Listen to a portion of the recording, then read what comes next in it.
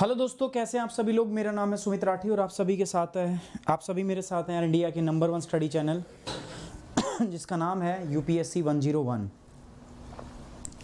कैसे हैं आप सभी लोग। उम्मीद कर रहा हूँ सबके सब बहुत अच्छे होंगे।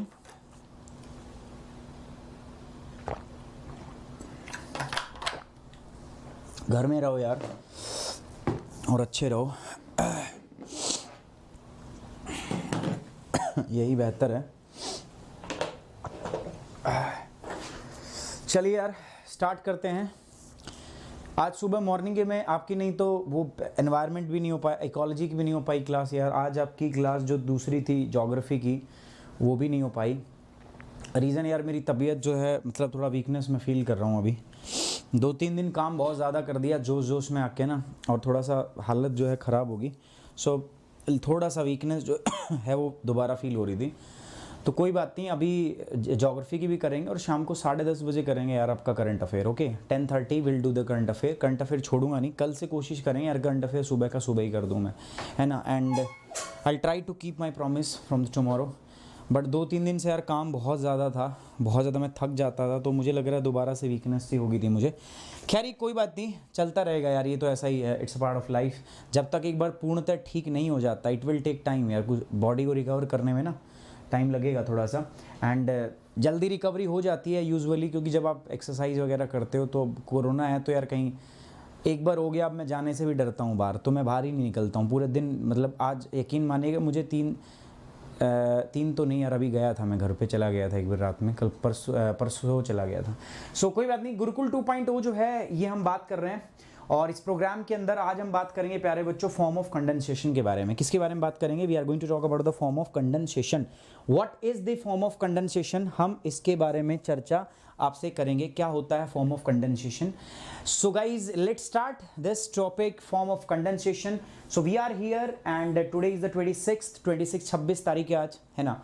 और सॉरी 26वां लेक्चर है आज, और तारीख जो है वो 27 है, ठीक है। And we are here with this particular lecture रात को 9 बजे। और आज हमारा इस ज्योग्राफी की सीरीज़ के अंदर में, क्लाइमेटोलॉजी की ज्योग्राफी की सीरीज़ के अंदर मैं स्टार्ट करूंगा। प्यारे बच्चों, अगर आप ज्योग्राफी पसंद करते हैं, ज्योग्राफी पढ़ना चाहते हैं, मेरे से पढ़ना चाहते हैं, so I request you all to come and join all these 4 channels. मैं चाहता हूं आप ये ज्वाइन करें। ज्योग्राफी 101, यूपीएससी 101, उसके अलावा करंट अफेयर 101 और एनसीईआरटी 101। ये these are the 4 different channels you can join. आप इनमें आइए, इनके साथ जुड़िए, ठीक है। चारों चैनल आप ही के चैनल है दोस्तों, आपको इनके साथ जुड़ना है और आपको सब्सक्राइब कर लेना है यार दोस्तों चारों चैनल। अगर आप ज्योग्राफी पढ़ना चाहते हैं सो दोस्तों दिस इज़ द चैनल जो आप जुड़ सकते हैं जिसके साथ। अगर आप जुड़ना चाहते हैं, अगर आप यूपीएससी के लिए एक कोर्स करना चाहते हैं तो यहाँ पर हमने चलाया हुआ है क्या, गुरुकुल 2.0, ठीक है। ये कोर्स स्पेसिफिकली 2021 पीटी के लिए है, ठीक है। उसके बाद अगर हम बात करें करंट अफेयर 101, सो ये जो कोर्स है हमारा, ठीक है, ये यहाँ ये जो चैनल है this is for the current affair, ये करंट अफेयर के लिए है। And this is the channel which is specifically design for the NCERT के लिए। सो आपसे रिक्वेस्ट है यार, चारों चैनल पे जाइए और अपना योगदान दीजिए, अपने आप को जाके इसमें एनरोल करा लीजिए, सब्सक्राइब कर लीजिए। अनअकैडमी की ऐप पर भी मैं हूँ। अनअकैडमी की ऐप पर प्यारे बच्चों मेरे साथ जुड़ने के लिए आप मुझे अनअकैडमी पे जाके सुमित कुमार के नाम से फॉलो कीजिए। जब आप सुमित कुमार के नाम से फॉलो करोगे आपको मैं वहाँ पे मिल जाऊँगा। मेरे साथ जुड़िए, मैं क्विज, स्पेशल क्लास और प्लस कोर्स, ये सारी चीज़ें जो हैं मैं आपको कराऊंगा। सो इन सब में मेरे साथ जुड़ने के लिए आप मेरा कोड यूज़ कर सकते हैं। मेरा कोड है सुमित10। सुमित10 आप यूज़ करेंगे, you will get 10% instant discount. आपको 10% का क्या मिलेगा, डिस्काउंट मिलेगा and a short guidance by me. आपको मैं खुद क्या करूंगा दोस्तों, मैं गाइड करूंगा थ्रू आउट द प्रोसेस। इस पूरी प्रोसेस में, इस पूरी प्रक्रिया में मैं आपको क्या करूंगा, मैं गाइड करूंगा, ठीक है। चलिए दोस्तों, आज एक छोटी बात और, आज 2 दिन हो गए हमें, ठीक है। कल जो है तीसरा दिन हो जाएगा अपने गुरुकुल कोर्स को, गुरुकुल प्लस को। एंड सक्सेसफुली यार काफ़ी अच्छा लग रहा है आप लोग साथ में, आप लोग भी काफ़ी इन्जॉय कर रहे हो इसको। And we will ensure that कि हम इसको अपनी जो ग्रेट हाइट्स हैं उसके ऊपर लेके जाएंगे और आपको पूरी जो सक्सेस है वो हम इस कोर्स के माध्यम से दिलवाएंगे। गाइज, ये कोर्स हमारा स्टार्ट हुआ था from when it started from the 26th of May 2021 से आपका स्टार्ट हुआ था। This is the ultimate final destination for the UPSC. अगर आप यूपीएससी की तैयारी कर रहे हो तो दिस इज़ द प्लेटफॉर्म, ठीक है। आपको जो जोड़ना चाहिए, अगर आपका टारगेट है 2021, आप 2021 में पीटी क्लियर करना चाहते हैं तो this is the must join course, आपको जो ज्वाइन करना चाहिए, ठीक है। कोई बात नहीं, अगर अभी भी ज्वाइन नहीं किया है ना, you can come and join the course. अभी भी कोर्स को आप ज्वाइन कर सकते हो। आप ईएमआई से जा सकते हो, ईएमआई से हमारे साथ जुड़ सकते हो, ठीक है। आप लोन के द्वारा कर सकते हो, आप क्रेडिट कार्ड से मेरे साथ जुड़ सकते हो, आप वन टाइम पेमेंट कर सकते हो डेबिट कार्ड से, आप नेट बैंकिंग से कर सकते हो। तो ये सारे मेथड आपके लिए दोस्तों अवेलेबल हैं। चलिए बच्चों, कंडेंसेशन की बात करते हैं। कंडेंसेशन का मतलब क्या होता है? कंडेंसेशन का मतलब होता है संघनन, ठीक है। कंडेंसेशन का मतलब क्या होता है? संघनन। क्या होता है बच्चों संघनन, बताओ, ठीक है। क्या होता है संघनन? वाटर साइकिल जब हमने पढ़ा था, याद है? थोड़ा बहुत नहीं होगा याद सर।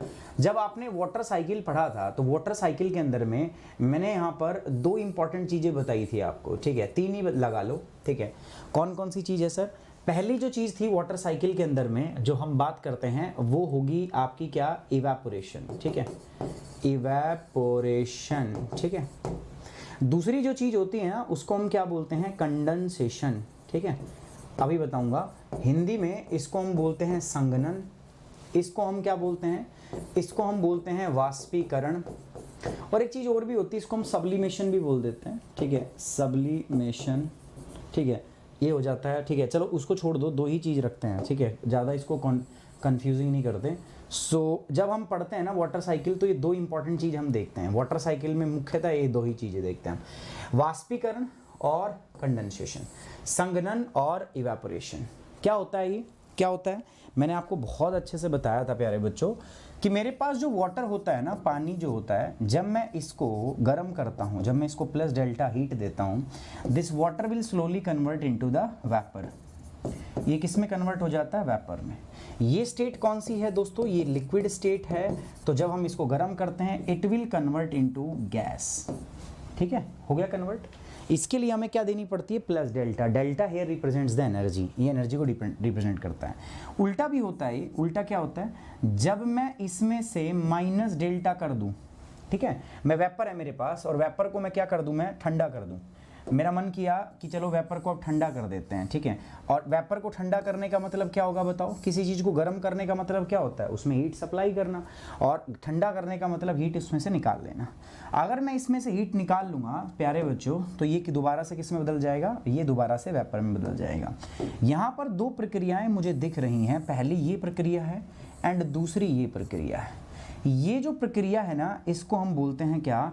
इस प्रक्रिया को हम बोलते हैं आपका evaporation. What is this? This is evaporation. And the second प्रक्रिया is this, and this is known as condensation, ठीक है। इसको हम क्या बोलते हैं? कंडेंसेशन। इसको हम हिंदी में बोलते हैं संघनन, ठीक है। और इसको हम क्या बोलते हैं आपका? इसको हम बोलते हैं वाष्पीकरण, ठीक। ये दो चीजें थी जो हमने पढ़ी। Where, from where, which topic? हमने पढ़ा फ्रॉम द वाटर साइकिल। अगर आपको याद हो तो ये मैं पहले भी पढ़ा चुका हूँ यार, ये चीज़ें ना मैं आपको पहले भी पढ़ा चुका हूँ, ये वाटर साइकिल से। आज बस इस कंडेंसेशन के बारे में थोड़ा खुल के अध्ययन होगा, और डिटेल में क्या होगा? अध्ययन होगा। ये जो कंडेंसेशन होता है ना, ये ऐसे इस प्रकार से, ये कंडेंसेशन आपका दो प्रकार से हो सकता है। कितनी प्रकार से सर? दो प्रकार से। आज इसी के बारे में चर्चा होगी। ये कंडेंसेशन दो प्रकार से हो सकता है। पहला जो कंडेंसेशन है इसको हम बोलते हैं एडियाबैटिक, ठीक है। और दूसरा जो होता है उसको हम बोलते हैं डायाबैटिक, या नॉन एडियाबैटिक भी कह सकते हो, ठीक है। दूसरा जो होता है उसको हम डायाबैटिक या नॉन एडियाबैटिक भी कह सकते हैं। सो दो प्रकार के हमारे पास कंडेंसेशन होते हैं, संघनन। One is adiabatic and second is the diabetic. Adiabatic condensation and diabetic condensation, इन दोनों के बारे में हम यहाँ पर आपसे चर्चा करने वाले हैं, इन दोनों को हम यहाँ पर देखने वाले हैं, इन दोनों को हम यहाँ पर स्टडी करने वाले हैं, ठीक है। चलिए, ये समझ में आ गया? यहाँ तक बात क्लियर है ना? अब ये क्या है एडियाबैटिक और डायबिटिक कंडेंसेशन? इसको समझने के लिए पहले आपको हवा की कूलिंग के बारे में समझना पड़ेगा। आपको किसके बारे में समझना पड़ेगा? You have to learn about the air cooling. हवा जो गर्म होती है और हवा जो ठंडी होती है वो भी दो प्रकार से होती है। One is known as adiabatic cooling and second is known as diabetic cooling. अब हवा गर्म और ठंडी कैसे होती है पहले उसके बारे में बताऊंगा, ठीक है। फिर आपको लेके आऊंगा मैं कंडेंसेशन पे, ठीक है। सिंपल प्रोसेस है, बहुत आराम से आप कर लोगे, कोई दिक्कत वाली बात नहीं है, बट स्टेप बाय स्टेप चलते जाओ, है ना। और ये ऐसा चीज है, ऐसा टॉपिक है दोस्तों, जनरली आपको नहीं बताया जाता and will directly move to the precipitation. हम सीधे वाष्पी उस पर चले जाते हैं, संघनन के ऊपर चले जाते हैं, और वहाँ थोड़ा सा प्रॉब्लम होता है अपने को समझने में, ठीक है। It's hard to understand that, उसको अंडरस्टैंड करने में थोड़ा क्या हो जाता है? प्रॉब्लम हो जाता है, ठीक है। कोई बात नहीं, लिप्सा नहीं आएंगे तो कोई दिक्कत नहीं है, ठीक है। मैं भी वो भी छुट्टियां मना रहे हूँ, किसी की तबीयत ख़राब हो, सारे के सारे आज बीमार हो गए हूँ, ठीक है। कोई बात नहीं, देखते हैं, ठीक है। अभी तो क्योंकि मैं ही रेगुलर नहीं हो पा रहा हूँ, तो जैसे एक बार रेगुलर हो जाते हैं, और अगर नहीं आते हैं तो पता है आपको मैं क्या करना है फिर हमने अपने को कुछ दूसरा देखेंगे, ठीक है। क्या होता है ना, ये एक बड़ी दिक्कत है यूट्यूब पे बच्चे कंसिस्टेंट नहीं रहते ना, क्योंकि फ्री मिल रहा है सब, है ना। फ्री मिल रहा है, बाद में देख लेंगे, या ये हो गया, फिर और कुछ नहीं तो कई बहाने बनाने लग जाते हैं, ये हो गया वो गया। कोई बात नहीं, after some time they will realise कि क्या हो गया। ये लोग वीडियो देखते ही रह जाते हैं, ठीक है। जो कंसिस्टेंटली काम नहीं करते हैं ना, दे विल वो वीडियो ही देखेंगे पूरी, मतलब 2 साल लग जाएंगे। मैं गलत भी नहीं कह रहा ऐसा, मेरे बहुत सारे स्टूडेंट्स हैं। When I started from wifi study, जब मैंने वाईफाई स्टडी से स्टार्ट किया था, इट वाज अराउंड लाइक सितंबर 2019 की बात है। अब कई ऐसे बच्चे हैं जो मुझे 2019 सितंबर से देख रहे हैं, मतलब उन्होंने एक पीटी दिया, उसमें भी उनका नहीं हुआ, ठीक है। वो आज भी यूट्यूब से मुझे देख ही रहे हैं, ठीक है। और मुश्किल होगा उनके लिए इस बार भी सिलेक्शन निकालना, क्यों? क्योंकि यूट्यूब से हम सिर्फ देखते ही रह जाते हैं, थोड़ा कंफर्ट आता है ना, आराम से आता है, ठीक है। जो चीज़ के लिए हमें कुछ देना नहीं पड़ता ना, जिसके लिए कॉस्ट देनी पड़ती है ना हमें, ये आप भी देख लो, जिस चीज़ पे बिल्कुल आप कॉस्ट, कोई कीमत चुकानी पड़, हर सफलता की ना, हर एक सफलता की दोस्तों एक कीमत होती है, हर एक सफलता की, ठीक है। अब ये सफलता की कीमत कुछ लोग यूट्यूब पे भी चुकाते हैं, ऐसी बात नहीं है। यूट्यूब पे भी कुछ लोग बहुत कंसिस्टेंटली मेहनत करते हैं, ठीक है, ऐसी बात नहीं है। बट जो कंसिस्टेंट रहता है, जो मेहनत करता है, वो सेलेक्ट हो जाता है। जो नहीं करता वो बस, मैं बताया ना, यूट्यूब वीडियो देखता ही रह जाता है। और मेरे ना ऐसे बहुत से स्टूडेंट्स हैं जो ज्योग्राफी में मेरी वीडियो देखते ही रहते हैं, ठीक है। बट उससे कुछ निकलेगा नहीं ना, आउटपुट नहीं आएगी उससे। आउटपुट तभी आएगी बच्चों जब आप कंसिस्टेंटली एक टाइम बाउंड मैनर के अंदर में उसको फिनिश करते हो। 2 लिमिटेशन से, एक तो हम ही इतना लंबा, क्योंकि यूट्यूब पे बहुत सारे बच्चे होते हैं ना, यूट्यूब अलग तरीके से काम करता है, ठीक है। यूट्यूब पे बेसिक हमारा क्या होता है, माइंड हमारा क्या होता है, बच्चों का बेसिक क्लियर करना, बेस तैयार करना, ठीक है। तो हम भी थोड़ा सा उसी हिसाब से चलते हैं, क्योंकि हमें पता है peoples comes here from the different background, ठीक है, अलग अलग बैकग्राउंड से आते हैं। बहुत सारे बच्चे होते हैं, कुछ बच्चे ऐसे होते हैं जो पढ़ने में बहुत तेज़ होते हैं, कुछ बच्चे ऐसे होते हैं जो पढ़ने में थोड़ा कमज़ोर होते हैं। तो हमें सारे बच्चों का ध्यान रख के चीज़ों को उसी के अकॉर्डिंग चलाना पड़ता है ना। चलिए कोई बात नहीं, कोई आएगा तो बढ़िया, नहीं आएगा तो वो और भी बढ़िया है, कोई दिक्कत नहीं है। चलिए कंडेंसेशन क्या होता है, व्हाट दैट कंडेंसेशन इज संघनन। मैंने आपको बताया डेफिनेशन और टाइप, दो बातें बताऊंगा। डेफिनेशन क्या था, मैंने आपको बताया जो मेरे पास वाटर वेपर होता है, जलवाष्प जो होता है, ठीक है। जब जलवाष्प वापिस किस में बदलता है, पानी के अंदर, जब जलवाष्प जो है पानी के अंदर दोबारा बदलता है ना, उसी को हम कंडेंसेशन बोलते हैं। बस सिंपल सी बात तो ये है, फुल स्टॉप। जब वाटर वेपर, जब जलवाष्प दोबारा से बदल जाता है किसमें, पानी में, तो उसको हम क्या बोलते हैं, कंडेंसेशन। अब जब ये वेपर जो है ना, अभी बदलेगा कैसे, इस वेपर में से मुझे देखो, वेपर में से मुझे माइनस करना पड़ेगा, हीट लॉस कराना पड़ेगा, इस वेपर से मुझे हीट लॉस कराना पड़ेगा, तो मेरे पास क्या बन जाएगा, पानी। भाई वाष्प से जब मैं हीट हटा दूंगा, टेम्परेचर हटा दूंगा, मतलब जब मैं वाष्प को ठंडा कर दूंगा, तो उससे क्या बन जाएगा मेरे पास, वाटर, पानी बन जाएगा। अब ये जो हीट लॉस होता है, इस हीट को भी मैंने नाम दिया है क्या, लेटेंट हीट ऑफ कंडेंसेशन। ये भी दो प्रकार की होती है एक्चुअली। दिस लेटेंट हीट जो है ना, ये भी दो प्रकार की होती है। पहला होता है लेटेंट हीट ऑफ कंडेंस, ये आगे अच्छा तो इसको इतना ही रखेंगे, ठीक है। इसको क्या बोलते हैं हम, लेटेंट हीट ऑफ कंडेंसेशन, ठीक है, ये बात क्लियर है। ओके, अब टाइप कितना है सर, दो प्रकार का होता है। पहला होता है एडियाबैटिक कंडेंसेशन और दूसरा होता है डायाबैटिक कंडेंसेशन, ठीक है। दो प्रकार का होता है हमारे पास, एडियाबैटिक कंडेंसेशन और दूसरा कौन सा होता है, डायबिटिक कंडेंसेशन। दो प्रकार का हो गया है ना। हिंदी भाषा में आ जाते हैं। डेफिनेशन और टाइप, पहले मैंने बताया जलवाष्प जब जल में बदलता है, उसी को हम क्या बोल देते हैं, संघनन बोल देते हैं। उसी को क्या बोल देते हैं, संघनन। ये जो वाष्प है हमारा, जब इसमें से आप गर्मी कम कर देते हो, मतलब जब वाष्प को ठंडा कर देते हो, तो उससे पानी जो है दोबारा बदल जाता है। ये जो उष्मा का ह्रास होता है, मैंने पहले बताया, इसको हम बोलते हैं संघनन की गुप्त ऊष्मा। क्या बोलते हैं, संघनन की गुप्त ऊष्मा। प्यारे बच्चों, दो प्रकार के कंडेंसेशन होते हैं। एक तो होता है स्थिरोष्मा संघनन, ठीक है, स्थिरोष्म संघनन, और दूसरा होता है गैर स्थिरोष्म संघनन। दो प्रकार के संघनन, एडियाबैटिक और दूसरा क्या है दोस्तों, that is diabatic condensation. So we have these two type of condensation over here. अब दोस्तों इन दोनों को समझना है आपको, ठीक है। You want to understand about the adiabatic, आप समझना चाहते हो सर ये क्या होता है, एडियाबैटिक कंडेंसेशन, और आप समझना चाहते हो डायाबैटिक कंडेंसेशन। दो चीज़ आप समझना चाहते हो। आप जानना चाहते हो कि what exactly this adiabatic condensation is, आप समझना चाहते हो what exactly the diabatic condensation is. अब आप समझना चाहते हो इसको, तो आपको पहले एयर की कूलिंग समझनी पड़ेगी, हवा ठंडी कैसे होती है, ठीक है ना, हवा ठंडी कैसे होती है, ठीक है, आपको ये पढ़नी पड़ेगी।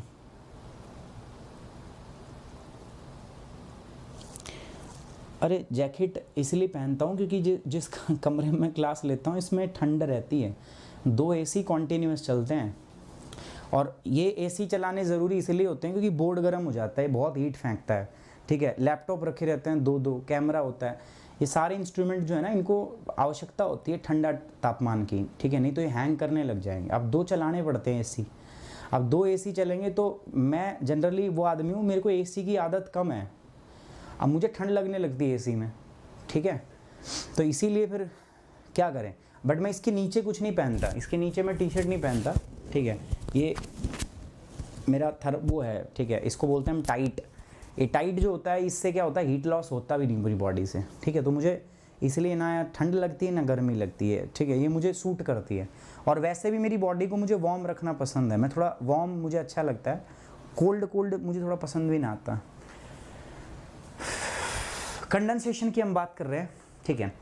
अब इसको समझने के लिए ना दोस्तों, you have to understand about the type of cooling. आपको क्या समझना पड़ेगा, कूलिंग किसकी दोस्तों, cooling of air.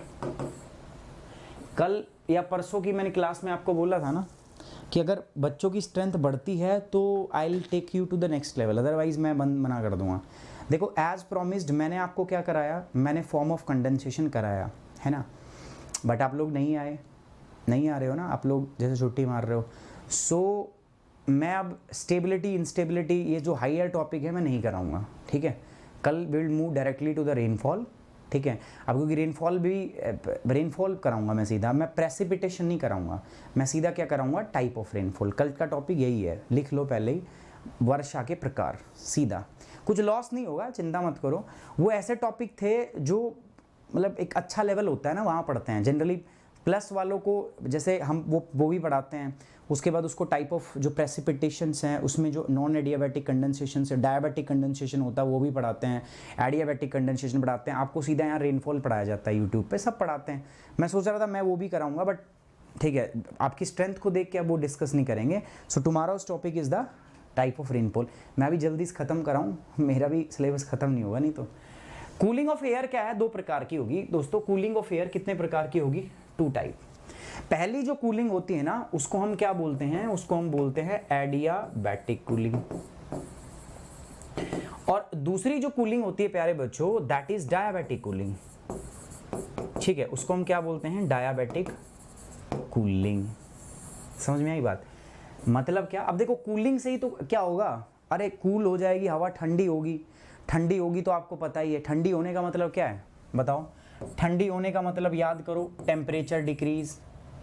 Temperature decrease का मतलब क्या होगा, कैपेसिटी डिक्रीज। कैपेसिटी डिक्रीज का मतलब क्या होगा, रिलेटिव ह्यूमिडिटी इंक्रीज। और रिलेटिव ह्यूमिडिटी इंक्रीज का मतलब क्या होगा, विंड का सैचुरेशन, ठीक है, हवा का सैचुरेशन। और जब सैचुरेशन से आगे चलते हैं हम, सैचुरेशन मतलब संतृप्त होना, पता है कि नहीं है, इतनी दिन से ह्यूमिडिटी करा रहा हूं मैं आपको, ठीक है। और जब सैचुरेशन हो जाएगा प्यारे बच्चों, so it will lead to the, अब इसके बाद में अगर ये ओवर सैचुरेशन होता है so it will lead to the rainfall, तभी क्या होगी, बारिश। तो एक बार अगर मुझे टाइप ऑफ कूलिंग समझ में आ गया, हवा ठंडी कैसे हो रही है, ठंडी हो रही है तो ठंडी 2 प्रकार से, एडियाबैटिक कूलिंग, डायबिटिक। अब कूलिंग होगी तो कैपेसिटी घटेगी, रिलेटिव ह्यूमिडिटी बढ़ेगी, सैचुरेट हो जाएगी हवा, और थोड़ा सा अगर ओवर सैचुरेट हुई तो बारिश, है ना। तो बारिश को ही क्या बोल लेंगे, कंडेंसेशन। सो अगर मुझे ये पता चल जाए कि कूलिंग कैसे हो रही है हवा की, तो मुझे कंडेंसेशन भी पता चल जाए। अब कूलिंग 2 प्रकार से होती है, adiabatic cooling, diabatic cooling. Cooling से क्या होगा, कूलिंग से water vapour will convert into water and it will result into rainfall. So अगर हवा एडियाबैटिक तरीके से ठंडी होती है तो उसको हम बोलते हैं एडियाबैटिक कंडेंसेशन।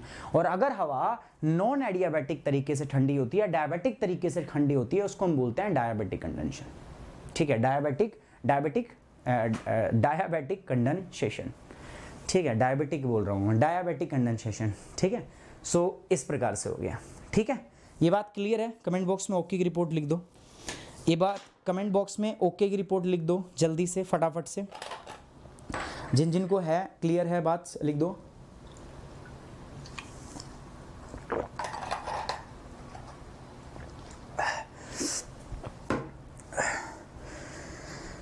ओह ठीक है, आगे बढ़ते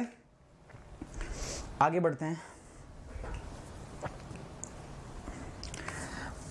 कंडेंसेशन हो गया, नेक्स्ट मूव करते हैं, आगे बढ़ते हैं। अब ये देखो type of cooling. Type of cooling में पहली कूलिंग क्या है, एडियाबैटिक कूलिंग। ये क्या होती है प्यारे बच्चों, एडियाबैटिक कूलिंग क्या होती है, देखो एडियाबैटिक कूलिंग क्या होती है, ध्यान से समझना, ध्यान से, ठीक है, देखना, फिर मैं आपको बताऊंगा। एडियाबैटिक कूलिंग के अंदर में क्या होता है, अगर मैं एक लाइन में, एक वर्ड में समराइज करूं ना, तो इसमें पता है क्या होता है, cooling without the help of atmosphere. Cool कोई चीज, हवा ठंडी कब होगी, जब आप उसमें से हीट निकाल दो, है ना। अगर मैं हीट निकाल रहा हूं तब हवा ठंडी हो रही है, तो उसको, जब role of environmental cooling and heating होता है तो उसको हम बोलते हैं डायबिटिक।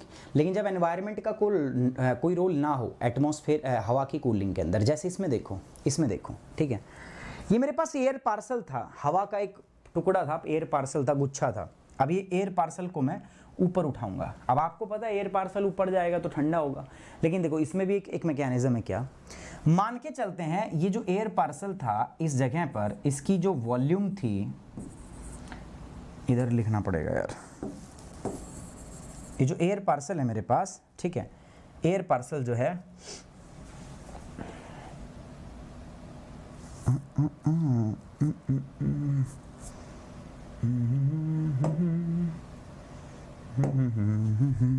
ये जो एयर पार्सल है, मान के चलते हैं इसकी वॉल्यूम जो है वो क्या है, V, वॉल्यूम V है, और इसका टेम्परेचर जो है वो क्या है, मान लो T है।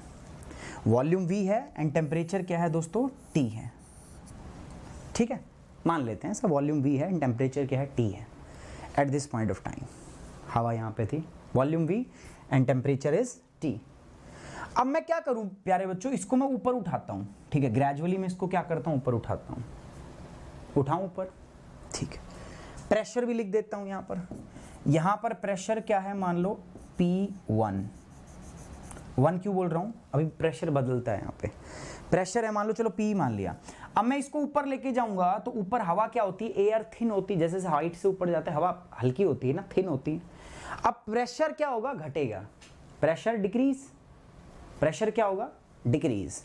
एंड इन द ट्रोपोस्फेयर, मैंने आपको बताया हुआ है ट्रोपोस्फेयर में temperature is inversely proportional to pressure. What happen when pressure will decrease. ठीक है, सॉरी ये नहीं होगा, इसको ये काम नहीं करेगा क्योंकि मैंने वॉल्यूम V लिया हुआ है ना। ठीक है, प्रेशर लो को याद करो, प्रेशर लो को याद करो, वो नहीं होगा। ठीक है, सॉरी मैं गलत बोल गया। मैं मान रहा हूं यहां पर इसकी जो वॉल्यूम है, suppose that volume is V। अब मैं इसको ऊपर हटा रहा हूं, जैसे जैसे मैं ऊपर लेके जाऊंगा इसको, क्या होगा बताओ, जब ये ऊपर जाएगा तो इसका प्रेशर क्या होगा, जब ये ऊपर जा रहा है, हाइट पे जा रहा है, तो प्रेशर क्या होगा प्यारे बच्चों, डिक्रीज।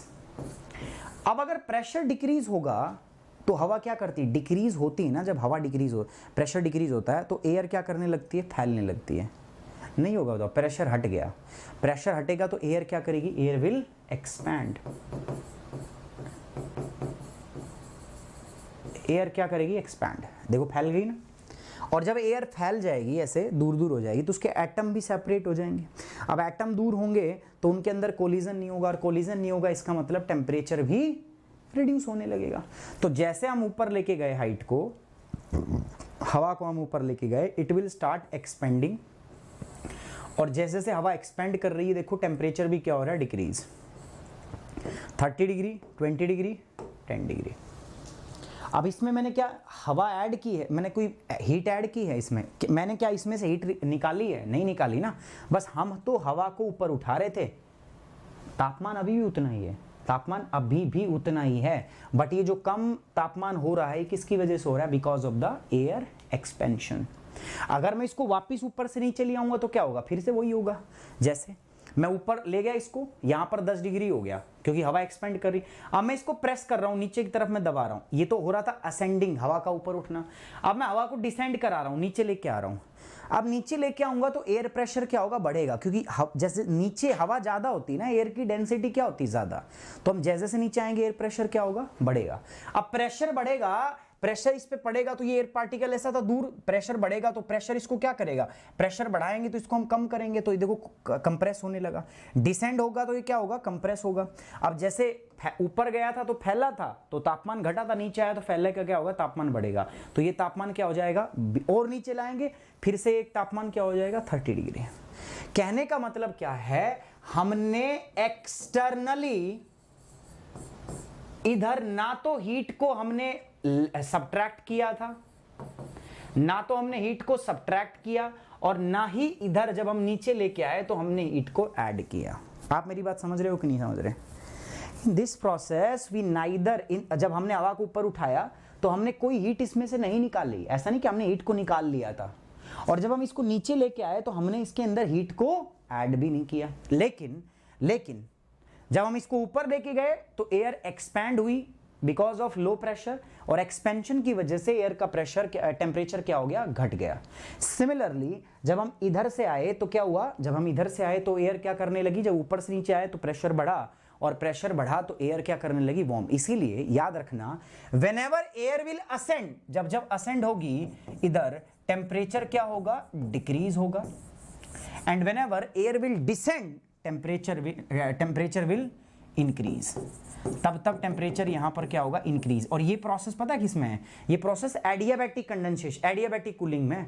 डायबिटिक में ऐसा नहीं, तो वो डायबिटिक अलग है, जो आपने देखा होगा ना, वो अलग है। ठीक है, वो चीज़ अलग है, ये चीज़ अलग है। ठीक है, वो दूसरी बात भी अभी बताऊंगा, है ना। थोड़ा कंफ्यूजन हो रहा है ना। हाँ नहीं आएगा, सब ऊपर से जाएगा कंचन। ये समझ में नहीं आएगा बिकॉज थोड़ा सा मुश्किल है, थोड़ा सा ट्रिकी है, उतना आसान नहीं है, ठीक है, उतना आसान नहीं है, नहीं आएगा ये, कोई बात नहीं। हर चीज़ समझ में आ जाए तो फिर दिक्कत ही कहाँ हो। पुराने कानून याद ही नहीं है, प्रेशर लो भूल गए होंगे ना सब, क्या होता है बताओ, पॉइजन लो क्या होता है बताएंगी आप, गैस लो, पॉइजन लो याद है कंचन? नहीं सर भूल गई मैं तो। क्यों? क्योंकि हम सिर्फ वीडियो, बाकी सबसे कह रहा हूँ, यूट्यूब पे हम वीडियो सिर्फ देखते हैं सर, ज़्यादा उस पर हम सीरियस थोड़ी नहीं, बहुत सारे बच्चे सीरियस उसको नहीं लेते ना, इसीलिए आपको समझ में भी नहीं आएगा।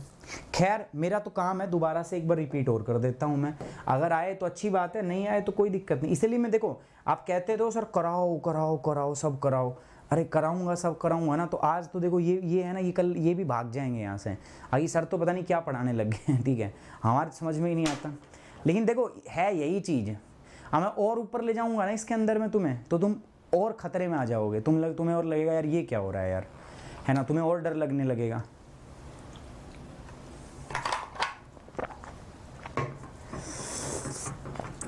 चलिए आगे बढ़ते हैं। एडियाबैटिक कूलिंग क्या होती है? एडियाबैटिक कूलिंग में हम हवा को ठंडा करने में कोई बाहर से तापमान ना तो ऐड करते हैं और ना ही सबट्रैक्ट करते हैं। जैसे एक बात मैं बताता हूँ, मान लो मेरे पास ये कूल सरफेस है, ये ठंडी सतह कूल सरफेस है, ठीक है, अब यहां से कोई गर्म हवा पास हो, ये वार्म विंड है पास हो रही है, ये वार्म विंड पास हो रही है, अभी ठंडी सतह से पास होगी तो ये क्या होगी, ये हवा कूल हो जाएगी, ठंडी हो जाएगी। क्यों हुई हवा ठंडी? Because it is passing from the cold surface, है ना, कोल्ड सरफेस से पास हो रही है। इसका मतलब इस कोल्ड सरफेस ने इसकी हीट को क्या किया है, एक्सट्रैक्ट किया, इसको हीट को निकाला है। एटमॉस्फेयर का रोल आ गया ना इसमें, एक्सटर्नली हमने हीट को ऐड या सब्ट्रैक्ट किया है ना भाई। ठंडी सतह से जब मैं हवा को गुजारूंगा ना, तो ये हवा भी क्या हो जाएगी, गर्म हवा थी, लेकिन जब मैं इसको इस सरफेस से गुजारूंगा ना, तो ये हवा ठंडी हो जाएगी। वाई सो बताओ, ये ठंडी इसलिए हो जाएगी बिकॉज ये सरफेस कूल है, और जब गर्म हवा इससे जाएगी तो इसका तापमान जो है ये क्या कर लेगी, एब्जॉर्ब कर लेगी, इसके लिए ये हवा क्या हो जाएगी, गर्म हो जाएगी। तो इसमें हवा में बाहरी रोल है, लेकिन जो हम बात कर रहे हैं इसमें हमें हवा को बाहरी रोल नहीं देना। हम क्या कह रहे हैं, मेरे पास एक हवा का पार्सल था जिसका तापमान था 30 डिग्री नीचे, वॉल्यूम फिक्स है मेरे पास, ठीक है, 30 डिग्री तापमान है, प्रेशर P है, लेकिन जैसे जैसे मैं ऊपर जा रहा हूं प्रेशर क्या हो रहा है, घट रहा है। अब प्रेशर क्यों घट रहा है, ठीक है, याद होगा तो पता चल, प्रेशर इसलिए घट रहा है क्योंकि प्रेशर इसलिए घट रहा है क्योंकि जैसे जैसे हम ऊपर जाते हैं हवा रेरिफाइड होने लगती है, हवा कम होने लगती है भाई। ग्रेविटी की वजह से सबसे ज़्यादा एयर कहाँ है, सरफेस के बिल्कुल पास। जैसे जैसे आप ऊपर जाओगे हवा हल्की, अब हवा हल्की होने लगेगी तो प्रेशर डिक्रीज, और प्रेशर डिक्रीज होगा तो एयर विल स्टार्ट एक्सपेंडिंग, हवा फैलने लग जाएगी, और जैसे ही हवा फैलेगी तो तापमान घटने लग जाएगा। सिंपल सा नियम है, एयर फैलने लगेगी तो तापमान क्या होने लगेगा, कम होने लगेगा, ठीक है। जितना आप फैलाओगे टेम्परेचर उतना ही क्या होगा, उसका डिक्रीज होने लगेगा। अब इसके लिए आपको प्रेशर के डिफरेंट लॉज याद होने चाहिए जो मैंने कराए थे, अगर याद है तो बहुत अच्छी बात है, अगर नहीं याद है तो भाई नहीं हो पाएगा। सो हम 30 डिग्री पे थे, हम ऊपर लेके गए, क्या हुआ भाई, यहाँ पे टेम्परेचर क्या था, प्रेशर क्या था, कम था, लेकिन ऊपर गए प्रेशर डिक्रीज हुआ, प्रेशर डिक्रीज की वजह से यहाँ पर क्या होने लगा, प्रेशर डिक्रीज हो गया। प्रेशर, एक तो हवा पे मैं बहुत ज़्यादा प्रेशर लगा के रखूँ, मैं हवा को प्रेशर हटा दूंगा तो हवा क्या करेगी, फैल लेगी, हवा फैल गई यहाँ पे, ठीक है, हवा फैल गई तो एटम दूर दूर हो गया, एटम दूर दूर हो गए, नीचे तापमान 30 डिग्री था, यहाँ 20 डिग्री हो गया, और ऊपर लेके गया मैं, क्या हो गया, 10 डिग्री हो गया। हवा को ऊपर उठाया मैंने तो हवा ठंडी हो गई, पार्टिकल फैल गए हवा के, पार्सल हवा का फैल गया, ठंडी होगी हवा, है ना, हवा क्या होगी, ठंडी। इसी प्रकार से जब मैं ऊपर से नीचे लाऊंगा तो यही हवा दोबारा गर्म हो जाएगी। क्यों? क्योंकि नीचे आएंगे तो प्रेशर क्या होगा, बढ़ेगा, नीचे आएंगे तो प्रेशर क्या होगा, बढ़ेगा, सिंपल। अब इसके अंदर में नीचे से ऊपर लेके गए, तापमान घट गया था, ऊपर से ला जाने पर तापमान उतना ही है, बढ़ गया, है ना तो यहां तापमान का हमने एक्सटर्नली ना तो हमने इसमें टेम्परेचर ऐड किया और ना ही हमने इसको टेम्परेचर हटाया, टेम्परेचर हमने इससे निकाला। हमने एक्सटर्नली कुछ भी ऐसा नहीं किया हवा के साथ कि इसका तापमान कम हो या घटे, हम सिर्फ हवा की हाइट को बढ़ा रहे हैं और हवा की हाइट को घटा रहे हैं।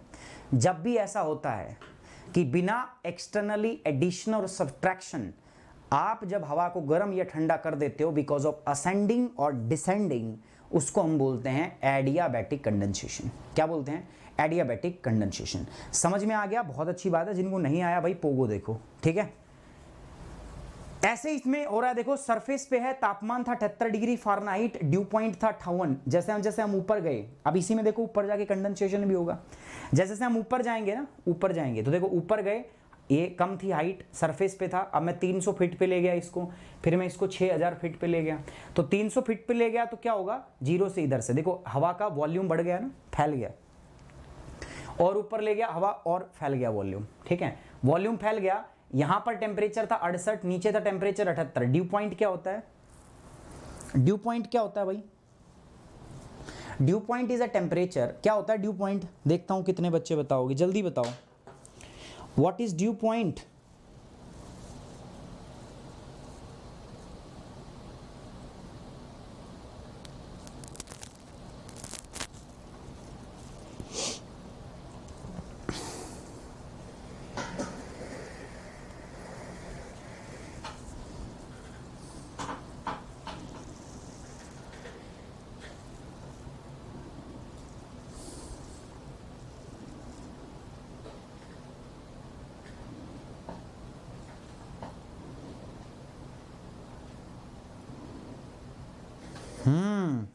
The point eight which air become सैचुरेट्स। जब हवा सैचुरेट हो जाती है ना, वो तापमान जिस पे हवा सैचुरेट होती है उसको हम क्या बोलते हैं? उसको हम बोलते हैं ड्यू पॉइंट, ठीक है। सैचुरेशन का मतलब क्या है? जितना हवा को पानी चाहिए, जितनी उसकी प्यास है उतना पानी इसको मिल गया, सैचुरेट हो गई हवा, ठीक है, उसको हम बोलते हैं सैचुरेशन। तो ऐसे ऐसे जब हवा ऊपर चली जाएगी तो एक पॉइंट आ जाएगा ड्यू पॉइंट, तो हवा का टेम्परेचर ड्यू पॉइंट तक पहुंच जाएगा, तो यहां पर क्या हो जाएगी, देखो बादल बन गया, बादल बन के क्या होती है, बारिश। इस प्रकार से हवा ठंडी हुई है और फिर बारिश हुई है। और हवा ठंडी किस प्रकार से हुई है? एडियाबैटिकली। तो इसलिए इसको बोलूंगा मैं एडियाबैटिक कंडेंसेशन। ज्यादा डीप में नहीं जाऊंगा यार, नहीं तो तुम्हारे सारे बल्ब उड़ जाएंगे अभी, ठीक है। So this is adiabatic cooling. अब ऐसे ही ये एडियाबैटिक कूलिंग की, एडियाबैटिक कंडेंसेशन की परिभाषा है, कूलिंग की परिभाषा है।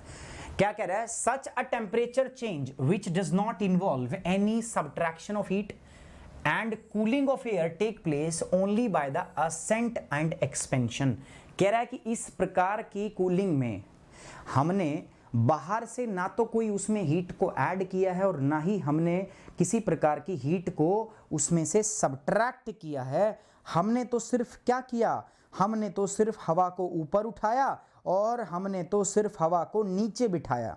अब हवा के ऊपर उठने और नीचे बैठने की वजह से जो बदलाव आया है उसी को हमने बोल दिया, ठीक है। इस हवा के ऊपर बैठने और नीचे बैठने की वजह जो आया है, ठीक है, तापमान में जो उसके टेम्परेचर में गिरावट आई है, उसको हमने बोल दिया एडियाबैटिक कूलिंग। कंडेंसेशन ही है ये कूलिंग। अब कूलिंग हो गई तो कंडेंसेशन भी। अब जब ये कूलिंग कहां तक पहुंच जाएगी? ड्यू पॉइंट तक। तो ड्यू पॉइंट तक पहुंचते ही हवा क्या हो जाएगी? सैचुरेट। और हवा जब सैचुरेट से थोड़ा और आगे गई तो क्या हो जाएगी? Over saturate. और जब ओवर सैचुरेशन होता है तभी क्या हो जाता है? आपका रेनफॉल स्टार्ट हो जाता है, ठीक है। तभी क्या होता है? रेनफॉल आपका स्टार्ट हो जाता है। अब इस पे आ जाते हैं हम, डायाबैटिक कंडेंसेशन। किस पे आ जाते हैं? डायाबैटिक कंडेंसेशन। व्हाट इज एक बार समझ में आ गया? लाइक तो कर दो वीडियो को यार सारे बच्चे, ठीक है। प्लीज लाइक करो यार वीडियो को जल्दी से फटाफट, और शेयर भी करो। लाइक और शेयर दोनों चीज करते रहा करो यार, ये मुझे बोलना ना पड़े, प्लीज कर दिया करो यार, ठीक है। अगली बात आती है diabatic condensation. What is diabatic condensation? Simple है यार, when temperature change because of addition और subtraction of the heat. When temperature change because of the addition and subtraction of the heat, मैं यहां पर तापमान का चेंज तो कर रहा हूं हवा में, लेकिन या तो मैं ऐड कर रहा हूं या मैं सब्ट्रैक्ट कर रहा हूं। ऐसा कब कब होता है? ऐसा होता है ना रेडिएशन कूलिंग में। रेडिएशन कूलिंग में कैसे होता है सर? देखो, ये पृथ्वी थी, मेरी अर्थ थी। अब दिन में ये तापमान रिसीव करती है, लेकिन रात में क्या करती है? लॉन्ग वेव, आपको पता है, रेडिएशन एमिट करती है। अब जब रात में रेडिएशन एमिट करती है, ठीक है, एमिट करने से क्या हो जाती है बताओ? ये जब ये रात में रेडिएशन एमिट करती है तो जो एयर होती है ना यहाँ पे, वो उसको क्या करती है? हीट को एब्जॉर्ब भी करती है, तो थोड़ी बहुत हवा इससे गर्म भी होती है। लेकिन ये जब ये रेडिएशन बंद हो जाती है तो हवा क्या हो जाती है, ठंडी। जब ये रेडिएशन एमिट होती है पृथ्वी से तो हवा गर्म, दिन में हवा गर्म, रात में हवा ठंडी। अभी हवा गर्म और ठंडी किसकी वजह से हो रही है, क्योंकि पृथ्वी ने रेडिएशन एमिट की है, इसको बोलते हैं रेडिएशन कूलिंग। इसी प्रकार से कंडक्शन की वजह से होता है, याद करो। जब कंडक्शन की वजह से कैसे होता है, याद करो। अब इसमें सब कैटेगरी भी है, बट उतना आगे जाएंगे नहीं यार, ठीक है, उतना आगे जाएंगे नहीं, वो अपने कोई काम का नहीं है, ठीक है। उसमें और भी कैटेगरी होती है, मैं इसमें और भी आगे ले जा सकता हूँ तुम्हें, रेडिएशन में, कंडक्शन में, आगे एडवेक्शन में मैं और आगे डिटेल में लेके जा सकता हूँ, बट कोई मतलब नहीं है उसका, बिना मतलब कि उन चीज़ों को खरोदा जाए, ठीक है, कोई उसका लाभ आएगा ही नहीं आपको। तो रेडिएशन का मतलब मैंने पहले बताया था, पृथ्वी दिन के अंदर में क्या करती है, लॉन्ग वेव रेडिएट करती है, और उसी से हमारा एटमॉस्फेयर क्या होता है, अब दिन के अंदर में इसी से हमारा एटमॉस्फेयर क्या होता है, गर्म होता है कि नहीं होता, बताओ। अरे इसी से तो हवा गर्म होती है। तो दिन में जो हवा गर्म हुई है, अभी हवा गर्म हुई है, इसमें क्या हुई है, हीट ऐड हुई है ना। कहाँ से हीट ऐड हुई है, बिकॉज ऑफ दिस रेडिएशन हुई है ना हीट ऐड। तो बस क्या बोल देंगे इसको, इसको हम क्या बोल देंगे, इसको हम बोल देंगे आपका, बोलो यार, क्या बोल देंगे इसको, रेडिएशन कूलिंग। रेडिएशन ऐसे जैसे हीटिंग हुई है ना, ऐसे ही कूलिंग भी होती है, ऐसे ही क्या होती है, कूलिंग होती है, ठीक है, ऐसे ही क्या होती है, कूलिंग। क्योंकि ये जो हवा है ना, अब ये भी रेडिएट करती है इसको, ठीक है। याद करो, मैंने हीट बजट के अंदर आपको ये पढ़ाया था, नहीं होगा ना याद, हीट बजट के अंदर याद करो, एटमॉस्फेयर से भी आपका रेडिएशन होता है। ऐसे ही कंडक्शन कूलिंग, कंडक्शन का मतलब क्या है, मान लो ये सतह है मेरे पास, सरफेस, दिन भर के अंदर में टेम्परेचर एब्जॉर्ब करके मान लो सरफेस आपकी क्या है, गर्म। अब गर्म है तो इसके साथ जो हवा लगेगी भाई, इसके साथ जो हवा लगेगी वो क्या हो जाएगी, गर्म। किसकी वजह से, बिकॉज ऑफ कंडक्शन। कंडक्शन को क्या कहते हैं, संचालन। अब मान के चलो ये ठंडी है, सरफेस ठंडी है, और जो हवा इससे टकरा गई तो क्या हो जाएगा, क्या हो जाएगा, ठंडी हो जाएगी, सिंपल। अगेन समझ में आ गई बात आपको, इसको क्या बोलेंगे, कंडक्शन कूलिंग, ठीक है। अब मान के चलो ये मेरी ठंडी सतह है, सरफेस है, और हवा ऐसे बह रही थी, ऐसे हॉरिजॉन्टली, लेकिन गर्म हवा तो वार्म थी, लेकिन क्या हुआ प्यारे बच्चों, ये कूल सरफेस से बहने लगी, ठंडी सतह से। तो जैसे इससे बहेगी तो ये क्या करेगी, ये हीट छोड़ देगी, और ठंडी सतह से बहने की वजह से ये हवा ठंडी हो जाएगी। अब इन तीनों केस में आपने देखा कि हवा के ठंडे होने के पीछे कोई एक्सटर्नल कारण है जिसकी वजह से हवा ठंडी हुई है। इस केस में हवा के ठंडे या गर्म होने में कोई बाहरी कारण नहीं था जिसकी वजह से हवा गर्म या ठंडी हो रही थी, लेकिन इसमें है कारण, गर्म होने के पीछे भी और ठंडे होने के पीछे भी। तो जब कोई कारण ना हो तो उसको बोलेंगे एडियाबैटिक कूलिंग, और जब कोई कारण हो उसको हम बोलेंगे डायाबैटिक कूलिंग, ठीक है। डायाबैटिक क्या बोलेंगे उसको, कूलिंग, क्या बोलेंगे उसको, डायबिटिक कूलिंग। और कूलिंग होगी तो क्या होगा, कंडेंसेशन होगा, वो तो आपको मैं पढ़ा ही चुका हूं, ठीक है, इतना तो समझ जाओगे ना। कूलिंग के बाद कंडेंसेशन होगा, ठीक है। अब कंडेंसेशन कैसे होगा ये भी आपको पता है। पहले अगर कूलिंग हुई तो क्या होगा बताओ, कूलिंग हुई तो मतलब क्या हुआ, टेम्परेचर डिक्रीज। टेम्परेचर डिक्रीज का मतलब क्या हुआ, कैपेसिटी डिक्रीज। कैपेसिटी डिक्रीज का मतलब क्या हुआ, जल्दी बताओ, रिलेटिव ह्यूमिडिटी इंक्रीज। और जब रिलेटिव ह्यूमिडिटी इंक्रीज होती है ना, तो एक पॉइंट ऐसा आ जाता है जिसको हम बोलते हैं सैचुरेशन। सैचुरेशन कब होता है, सैचुरेशन तब होता है when relative humidity is equal to 100%।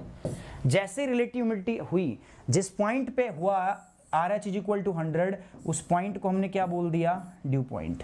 क्या बोल दिया, ड्यू पॉइंट। जब ड्यू पॉइंट आ जाता है, अगर उसके बाद भी सैचुरेट होने के बाद में भी हवा को मैं ऊपर उठाऊं तो हवा क्या हो जाएगी, और भी सैचुरेट होने लगेगी, उसको हम बोलते हैं सुपर सैचुरेशन। एंड जब सुपर सैचुरेशन होगा इसका मतलब रिलेटिव ह्यूमिडिटी विल एक्सीड 100%। और जैसे ही होगा ना प्यारे बच्चों, जैसे ही होगा वैसे ही क्या हो जाएगी, बारिश।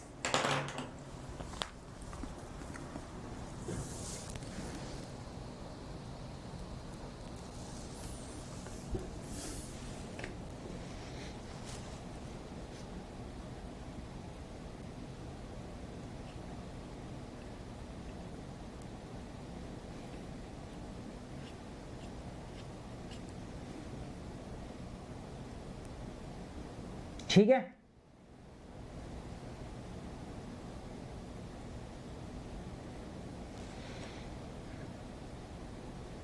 डन।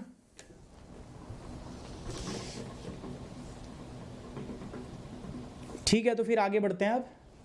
तो मेरे हिसाब से adiabatic cooling, adiabatic condensation, diabetic cooling, diabetic condensation, ये आपको समझ में आ गया होगा, है ना। अभी एक टॉपिक अगला था यार, जिसको हम बोलते थे लैप्स रेट। लैप्स रेट का मीनिंग तो आपको पता ही है, बट लैप्स रेट के टाइप होते हैं, dry adiabatic lapse rate, moist adiabatic lapse rate. ये ज़रूरी कहाँ होती है? ये ज़रूरी होती है जब हम एयर की स्टेबिलिटी और अनस्टेबिलिटी पढ़ते हैं। एयर की स्टेबिलिटी इंस्टेबिलिटी पढ़ने में आवश्यकता होती है, तो वो हम नहीं पढ़ेंगे, ठीक है, उतना हम डिटेल में नहीं जाएंगे। तो मैंने सोचा था कि उसी पे करेंगे, बट आपके नंबर देखे हैं और इस बार मैं सही में नहीं कराऊंगा, क्योंकि आपको पता लगना भी चाहिए कि अगर आप लोग नहीं आते हो, रेगुलर नहीं रहते हो, तो मैं मतलब मेरी तबीयत इतनी ठीक भी नहीं है यार, मैं फिर भी क्लास ले रहा हूँ और आप लोग बीच में मिस कर देते हो। अब मुझे उसके बाद अब कोई भी बहाने मत देना कि सर हमारा ये था, हमारा वो था, जो भी तुम्हारा जो भी था यार, मेरा सब कुछ होने के बावजूद भी मैं क्लास लेता हूँ ना, मैं भी तो नहीं छोड़ता। And if you are not responsible then it's your loss, and आपका लॉस थोड़ा होना भी चाहिए, तभी आपको पता चलेगा, ठीक है। तो चलिए, बाकी ये कोर्स है अपना 26 से यार, ठीक है, ये अभी लॉन्च हुआ है, तो अभी तक मंडे तक भी जो बच्चा ज्वाइन करना चाहे कर सकता है, ठीक है, मंडे तक आप इसमें ज्वाइन कर सकते हो। अगर प्रीलिम्स 2021 आपको इस बार क्लियर करना है, you want to clear the 2020 prelims 2021, तो यार ये श्योर, मतलब ये रामबाण है आपको, ठीक है। ये आप ज्वाइन कीजिए, ये 2 महीने के अंदर में ना, इसके अंदर जब आप इसमें एनरोल कर लोगे ना, तो ऐसा नहीं है कि ये अभी यही चलेगा, इसके बाद इसका जो है क्रैश कोर्स लेके आएंगे, गुरुकुल क्रैश कोर्स, ठीक है, पेपर से जस्ट पहले 1 महीने पहले करेंगे वो, जिसमें मैं प्रीलिम्स के फैक्ट्स कवर करूंगा, बहुत शॉर्ट होगा, बहुत शॉर्ट। तो ऐसा नहीं अकेला कोर्स है। इसके बाद मैं क्या करके आऊँगा, इसके बाद में प्लस पे हम लेके आएंगे Gurukul crash course, crash course के बाद में हम लेके आएंगे गुरुकुल फैक्चुअल चीज़ें, प्री फैक्ट जिसको हम बोलेंगे Gurukul pre fact, Gurukul pre facto के बाद में हम लेके आएंगे गुरुकुल प्रैक्टिस सीरीज टेस्ट। तो ये 4 चीज़ें हैं जो हम कहाँ पर करने वाले हैं, प्लस पे करने वाले हैं, और इसके माध्यम से we will insure and we will guarantee your success in the prelims examination, ठीक है। ये सोचा है, ये हमने देखा है और ये हम करके रहेंगे। बाकी आप लोगों की मर्जी है, जो बच्चा आना चाहे जुड़ सकता है। प्यारे बच्चों, आप एक बार में नहीं पे कर सकते, आप क्रेडिट कार्ड से पे कर सकते हो EMIs में, और जिनके पास क्रेडिट कार्ड भी नहीं है वो बस मुझे मेल कर दो, मैं आपका लोन करा दूंगा, ठीक है। सो आप मुझे मेल कर दो, कहाँ पर, sumitrathi3@gmail.com, आप मुझे यहाँ मेल कर दीजिए। सो हम क्या करेंगे, हम आपका जो वो है, क्या बोलते हैं उसको, अरे वो है, वो करा देंगे, ठीक है, आपका लोन करा दूंगा मैं। तो आप मुझे यहाँ पे मेल कर दीजिए और लिख दीजिए कि सर EMI है ना, तो हो जाएगा, ठीक है। चलिए, now on this note we are ending this session को समाप्त करते हैं। आपको पता है प्यारे बच्चों, आप मेरे साथ अनअकैडमी पे जुड़ सकते हो। अनअकैडमी पे मेरे साथ जुड़ने के लिए आपको मेरा कोड यूज़ करना है, SUMIT10। ये GS की फीस है, ये GS प्लस की फीस है, ठीक है, ये आफ्टर डिस्काउंट है, ठीक है। ये आपकी किसकी फीस है, ये आइकॉनिक की फीस है, ये आफ्टर डिस्काउंट आइकॉनिक की फीस है, प्लस और आइकॉनिक, ठीक है। उसके बाद ये हमारा ऑप्शनल का चार्ज है, ठीक है, ये ऑप्शनल की फीस है हमारी, 1 साल 2 साल 6 महीने एक, और ये आफ्टर डिस्काउंट, जब आप मेरा कोड रहेगा, ये डिस्काउंट कब मिलेगा आपको, SUMIT10। और मेरे साथ जुड़े कॉम्बो भी ले सकते हो। कॉम्बो के अंदर क्या होता है, GS प्लस ऑप्शनल, इसमें दोनों होते हैं, GS प्लस ऑप्शनल दोनों का कोर्स होता है।